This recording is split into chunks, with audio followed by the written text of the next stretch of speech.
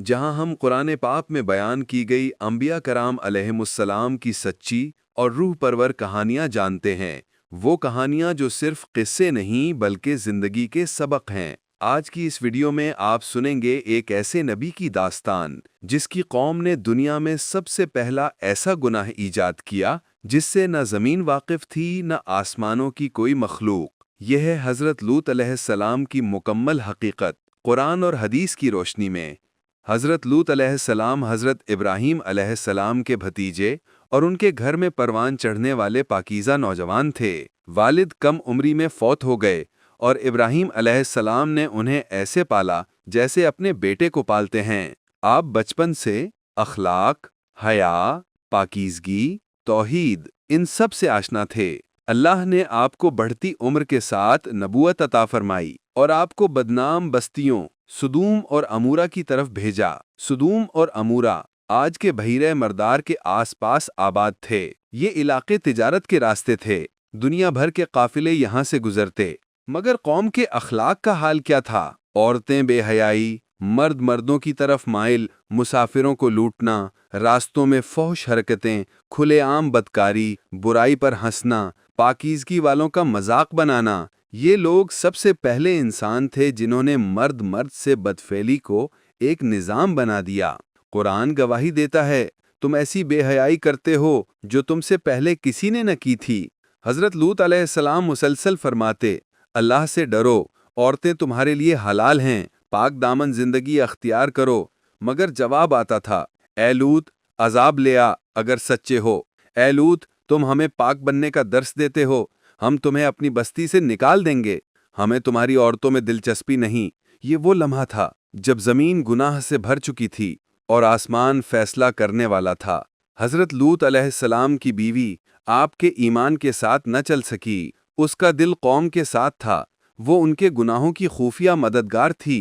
कुरान ने उसे खाइना कहा है, यानी वो राज अफशा करती और कौम को लूत अलैहिस्सलाम के मामलात की फौरन इत्तला देती। जब कौम हद से गुजर गई तो आपने आसमान की तरफ हाथ उठाकर कहा, परवरदिगार, मैं कमज़ोर हूँ, मेरा कोई कबीला नहीं, मेरी मदद फरमा। अल्लाह ने आपकी फरियाद सुन ली। एक दिन 3 या 4 फरिश्ते जिब्रील, मीकाईल, मलिकुल मौत और बाज़ के मुताबिक इसराफील खूबसूरत नौजवानों की शक्ल में आपके इलाके की तरफ भेजे गए। ये इंसानों की आजमाइश के लिए और लूत अलैहिस्सलाम की मदद के लिए आए थे। लूत अलैहिस्सलाम की बेटी ने बस्ती के बाहर खूबसूरत अजनबी नौजवान देखे। वो भागती हुई वापस आई, बाबा अजीब नौजवान आए हैं, इन्हें घर मत आने दें। लेकिन जब फरिश्तों ने कहा कि हम मेहमान हैं तो लूत अलैहिस्सलाम उन्हें इनकार न कर सके। बीवी ने खुफिया तौर पर कौम को इत्तला दे दी। चंद लम्हों बाद शहर के लोग खुशी से झूमते हुए और फौश इरादे लिए लूत अलैहिस्सलाम के दरवाजे पर पहुंचे। कुरान कहता है, वो खुशी से झूमते हुए दौड़ते आए। लूत अलैहिस्सलाम ने बाहर निकलकर कहा, अल्लाह से डरो, ये मेरे मेहमान हैं, मेरे घर की इज्जत खराब न करो। मगर कौम चीखी, हमें मालूम है हमें क्या चाहिए, औरतें नहीं चाहिए, वो नौजवान हमें दे दो। आपने कहा, काश मेरे पास ताकत होती या कोई मजबूत खानदान होता। ये वही दुआ है जिस पर रसूलुल्लाह सल्लल्लाहु अलैहि वसल्लम ने फरमाया, अल्लाह लूत पर रहम करे, वो बहुत बेयारो मददगार थे। यूं जैसे खौफ की लहरें बढ़ रही थीं। फरिश्तों ने कहा, ए लूत, हम अल्लाह के फरिश्ते हैं, ये लोग तुम तक नहीं पहुंच सकते। फिर जिब्रील अलैहिस्सलाम ने दरवाजे की तरफ रुख किया, अपने पर का एक झोंका मारा और पूरी कौम अंधी हो गई। वो चिल्लाते, रोते, लड़खड़ाते वापस भागे। फरिश्तों ने हुक्म दिया, रात के आखिरी हिस्से में अपने अहल को लेकर निकल जाना, पीछे मुड़कर मत देखना, तुम्हारी बीवी जरूर हलाक हो जाएगी, वो मुजरिमों में से है। लूत अलैहिस्सलाम अपनी 2 बेटियों के साथ अंधेरी रात में निकल खड़े हुए। सुबह की रोशनी फैलने लगी और अल्लाह का फैसला उतरने लगा।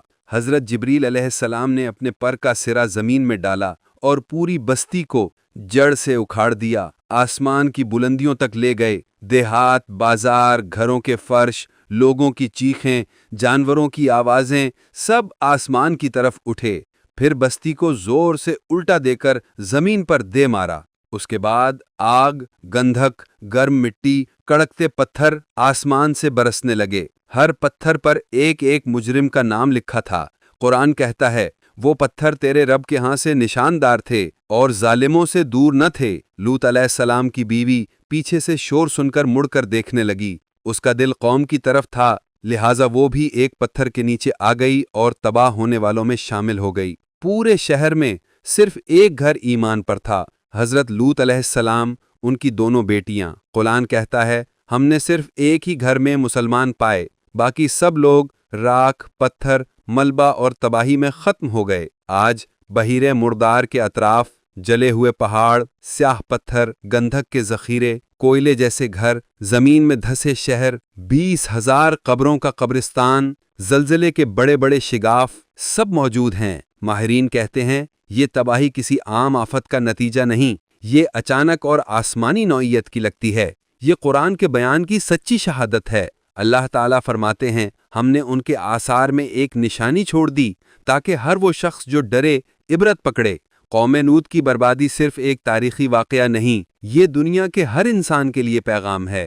جب بے حیائی عام ہو جائے، گناہ فیشن بن جائے، پاکیزگی کا مذاق اڑایا جائے، زنا، ہم جنس پرستی اور فحش کو حق سمجھا جائے، اور لوگ نصیحت کرنے والوں کو دشمن بنا لیں، تو عذاب کے دروازے بند نہیں رہتے۔